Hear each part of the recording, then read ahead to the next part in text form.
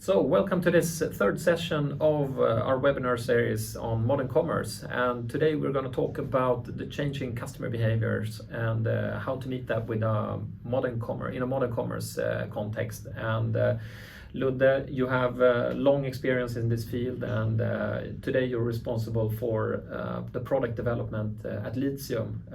Welcome. Thank you very much, Niklas. It's a pleasure to be here. So this morning I googled the concept internet because I was talking to my son, and I was actually thinking about online behavior, but he mentioned internet, so I had to Google internet shopping, and some brands showed up that actually don't even exist anymore. And also the term online shopping actually came here. So what's your view on the trends? And I mean, this kind of means that we have changed from buying on the internet to actually work with online shopping experiences. What's your view on that?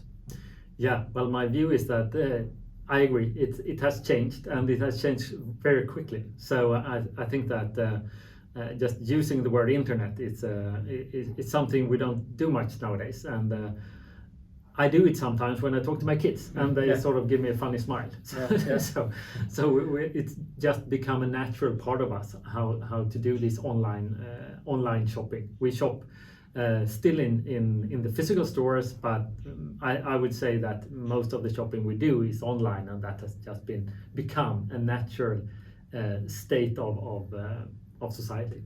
Yeah. So today companies meet their customers in multiple channels. We have different online behaviors, of course, depending on the industry, etc. What trends do you see at Litium related to this? Yeah, well, if we raise ourselves a little bit above the buzzwords and all the trends that are there, I think that on a general level, as we just stated, it moves really quickly. So it's a fast changing digital landscape, and I think it also includes a lot of diversity.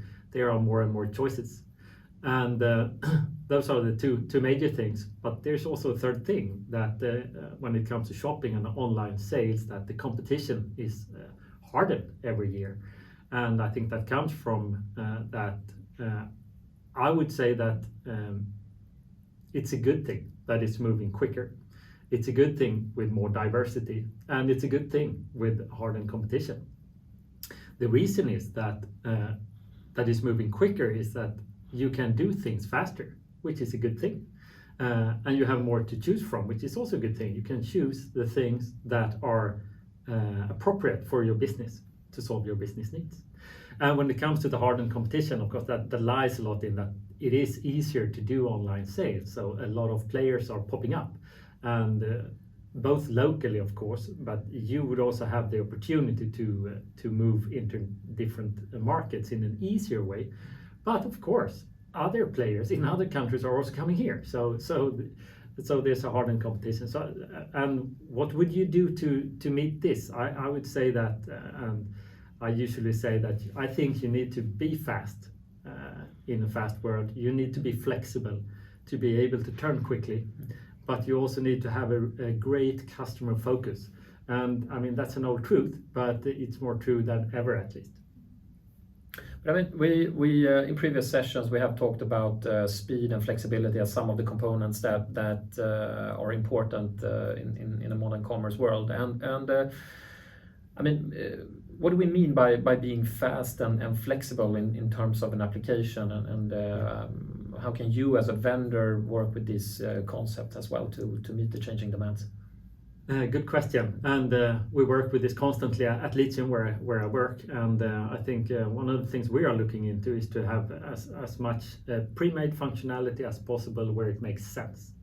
So we would look at the core functionality that you would need and try to include that in the offer. But it's a really important thing that the extras, the sort of pieces where you would change over time, that they are interchangeable in a really easy way. So that either with pre-made integrations, ready-made integrations, or that you can easily connect through modern open APIs. So that's the basics, I think. Yeah. So let's dive a little bit deeper on that later on here. But I'm thinking, I know you come out with a B2b report every year. I know some facts we were looking at show perhaps not as much digital maturity as we were anticipating, perhaps in the B2B segment. But I mean, just briefly, what's the report that you come out with? What does it contain, and how is it produced? Yeah, exactly. At Litium, we annually issue this B2b report. It's covering Scandinavia, so Sweden, Norway, Denmark, and we are looking at some around 1,000 respondents who are answering some questions, and also it's combined with in-depth interviews. So it's both quantitative and qualitative data combined, and this and it always has some interesting facts, of course. And this year we see that there's quite some coverage, absolutely, in how B2B companies are using digital channels to improve their sales or drive their sales. We see still that some 35% are not using digital channels, but 27% are looking into introducing this the coming 3 years. So we see it's a big landscape. I mean, there are different segments inside B2B, obviously, also, but and you can read more about that in the report. But overall, it's a maturing business where we see we have come pretty far. There is still pretty long to go, and you see we have also introduced in this year's annual report, there is a digital maturity ladder for B2B companies, so where we have divided into 5 steps, and we see that around half of the companies are in the 2 first steps, I mean the 2 lower steps. So yes, you would say that there is work to be done. Yeah.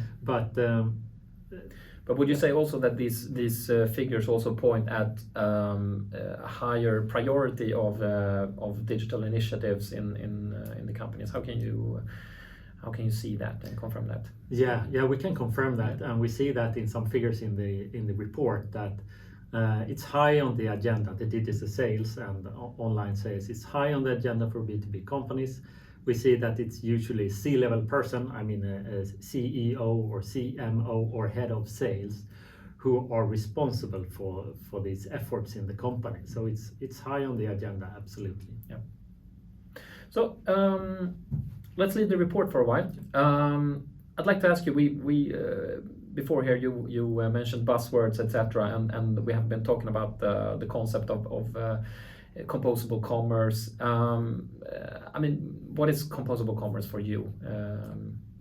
Composable commerce is a really interesting concept, I think, to start with, and I believe it's important to stress that it's a concept. It does not really describe a technical architecture.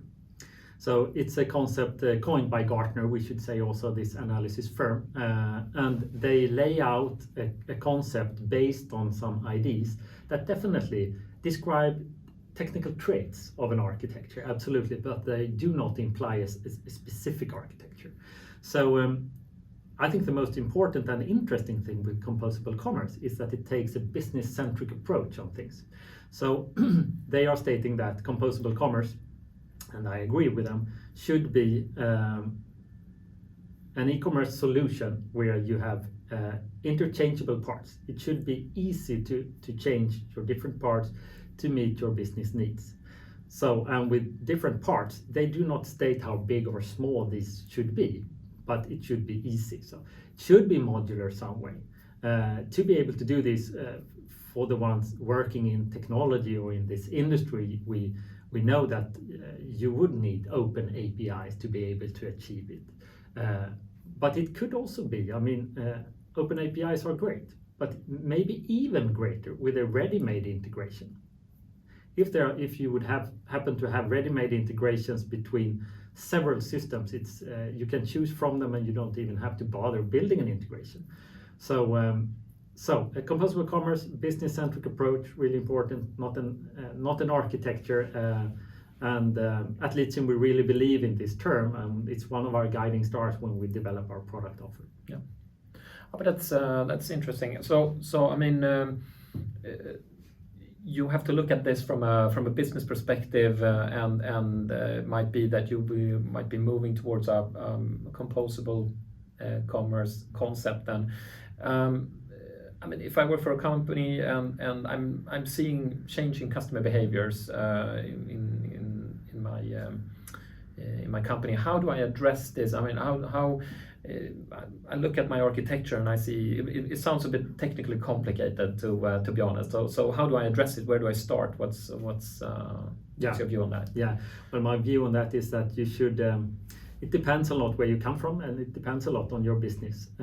But I would suggest if you if you start new, or if you are a little bit down on this digital maturity ladder, whatever segment you come from, I would suggest you start small. Start with a platform or a foundation where you have pretty much functionality included. Then you can go from there.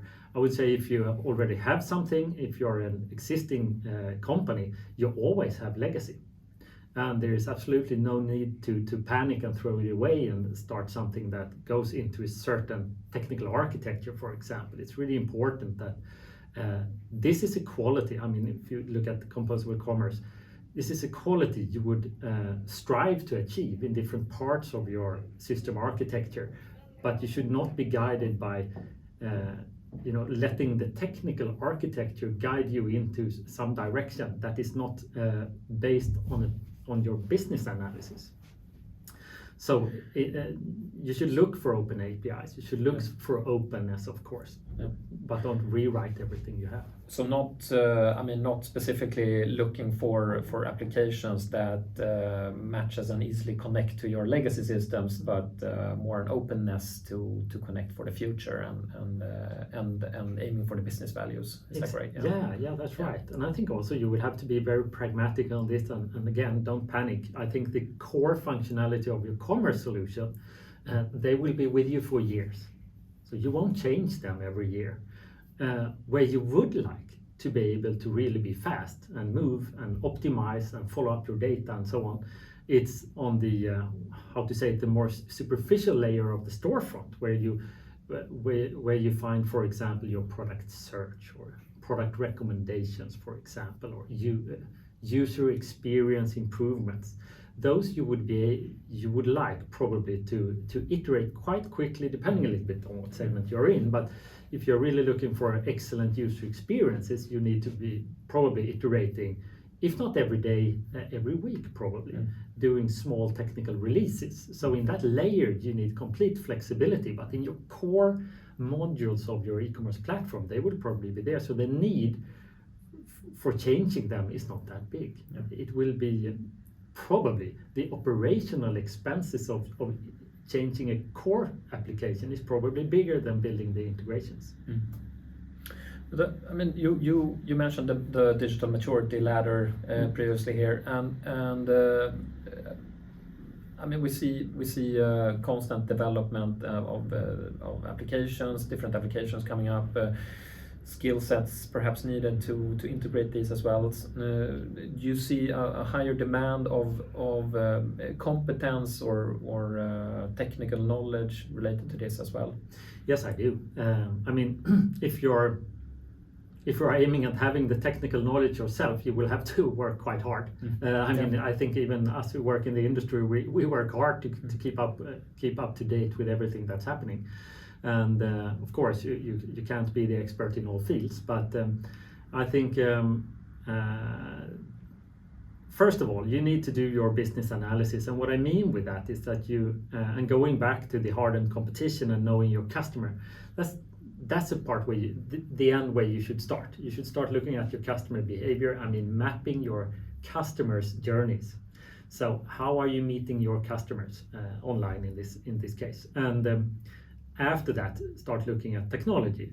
And I think you should mainly focus on your business. And if you have in-house technical expertise, that's great. But I think in most cases you would need some kind of guidance from technical experts, or set up your own team in-house to be able to be competitive in this digital landscape. But when we talk about digital transformation, etc., we talk about the drivers behind the transformation, and in many cases when we talk about modern commerce, it's related to either acquiring new customers, reaching your current customer base, or perhaps automation and more efficient processes in the things that you already do to meet your customers. So how do I meet these different drivers of digital transformation? It's a good question, and I think how do you target your existing customers, new customers, and how do you automate the processes? I think it's a good way of looking at it. It's a good starting point, and starting exactly with your customers. What is it you can do for your customers to be relevant to them? That's the key to succeed, basically. And I think that again, it depends a lot on which industry you are in. So I would say that, for example, if you are for a retailer, for example, having physical shops moving into online, which everybody is, you would have, and in the B2C in general, you have a shorter time to decision amongst your customers. The customer journey is shorter. Working in B2B, you have a much longer journey before becoming a customer. So you would have to address these in different ways. For example, looking at the B2C, you usually work a lot with user experience excellence. You have to be excellent in that area to succeed, because that's what your customers want. They don't have that time, simply. But looking at B2B, it's something that is not so obvious is how to support your customer journeys there. So I would say there, it's even more interesting, but in another way. You would need, user experience, you need some excellence in that also, because the people you meet more and more are digital natives. As the other analysis firm Forrester, they stated by now, half of the adult population of the world are millennials. And what they mean is that they are digital natives. So they didn't grow up with internet as you and I. They grew up with online, and it's just a natural part of them. So they would expect something different. They would expect a smoother user interface. But the functionality is also a bit different. So if you look at the application and process support that you would need as a B2B player, it's probably for acquiring new customers. It's not excellent user interface and the promotion to trigger that short time to decision buying decision. You need something else. You need to build content and work with inbound marketing. So you would need to have a lead generation tool to be able to follow your visitors in a nurturing flow and sort of close the deal in the end. And that's an area where we also see in the B2b report that we have issued that not many companies do. So there's something to work with.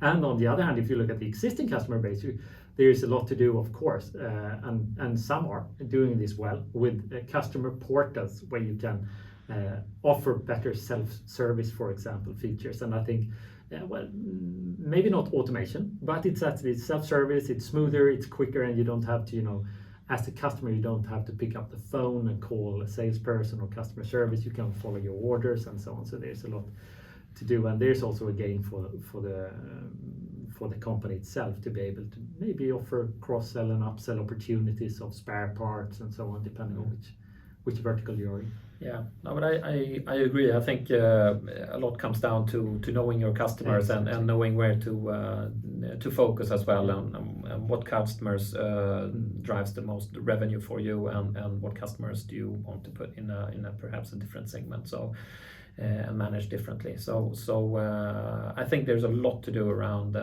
sales and marketing, digital sales and marketing, of course. So that's really interesting. So, but if I'm a company, I perhaps haven't sold anything online, and perhaps my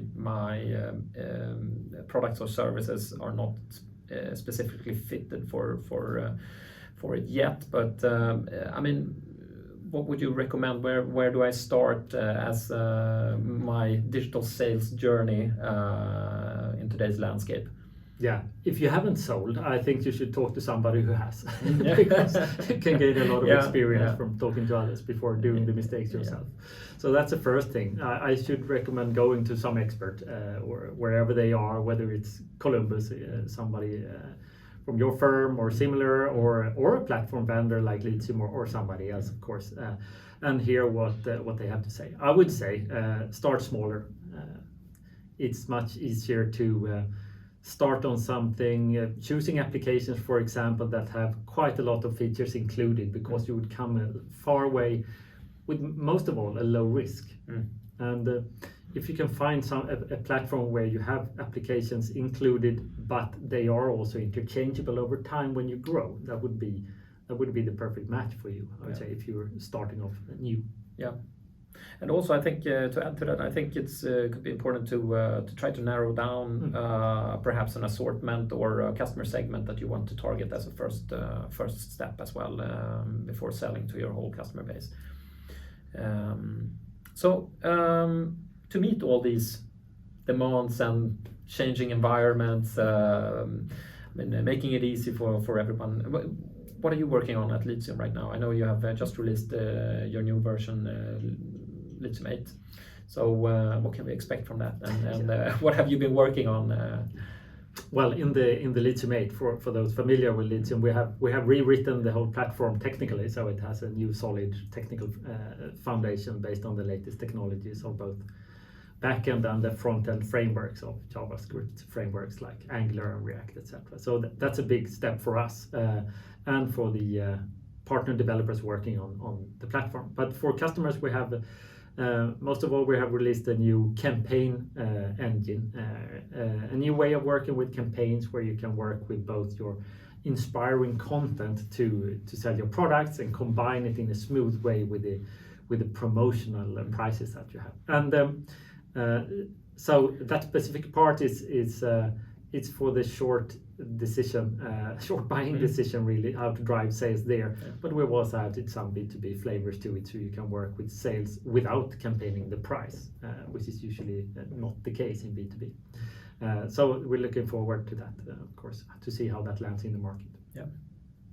So are we at Columbus, of course. I think it was really interesting to hear your perspective on modern commerce and see how you as a platform vendor look at this. And I think this probably, hopefully, that gives some insights to our customers as well and companies out there to see what to look for and how to address the changing customer behaviors. So thank you, Ludwig, for coming here. Thank you so much, Niklas. It's been a pleasure.